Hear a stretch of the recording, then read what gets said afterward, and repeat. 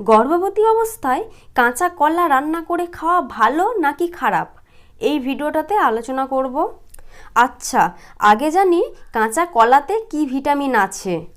কলাতে potassium, vitamin C, vitamin B6 এবং খাদ্য তালিকা সহ প্রয়োজনীয় পুষ্টি থাকে।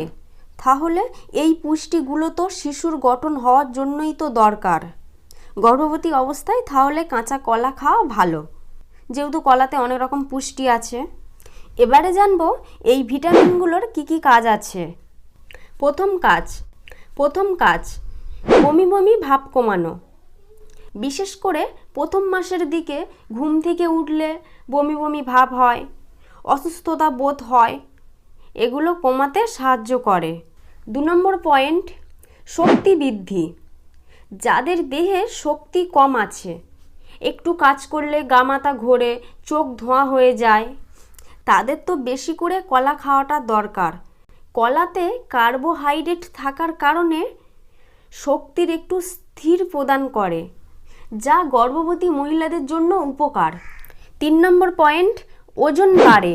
কাঁচা কলায় থাকা প্রাকৃতিক শর্করা এবং কার্বোহাইড্রেট গর্ভ অবস্থায় স্বাস্থ্যকর ওজন বাড়াতে সাহায্য করে, যা মা এবং শিশু দুজনের জন্য উপকার।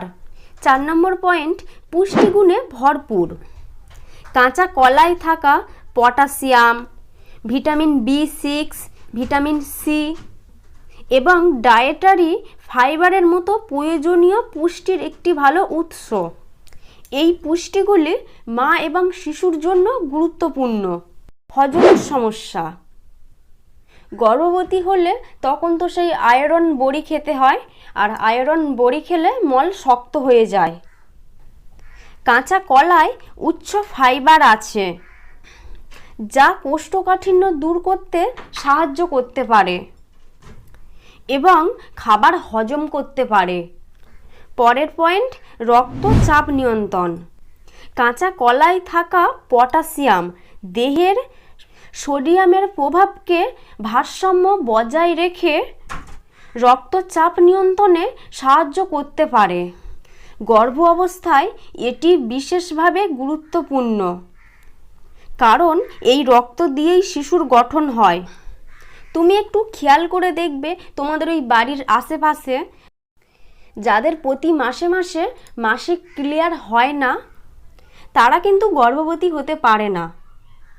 তাদের দেখবে ওই ডাক্তার দেখাতে হয়, তারপরে তাদের ওই মাসিকটা প্রতি মাসে মাসে হলেই তারপরে কিন্তু তারা গর্ভবতী হতে পারে। কারণ আমাদের বাড়ির আশেপাশে এরকম অনেকেই আছে। তো যাই হোক, আমি একটু সামনে আগাই। গর্ভ অবস্থায় এটি বিশেষভাবে গুরুত্বপূর্ণ, তখন স্বাভাবিক রক্তচাপ বজায় রাখা অত্যন্ত গুরুত্বপূর্ণ।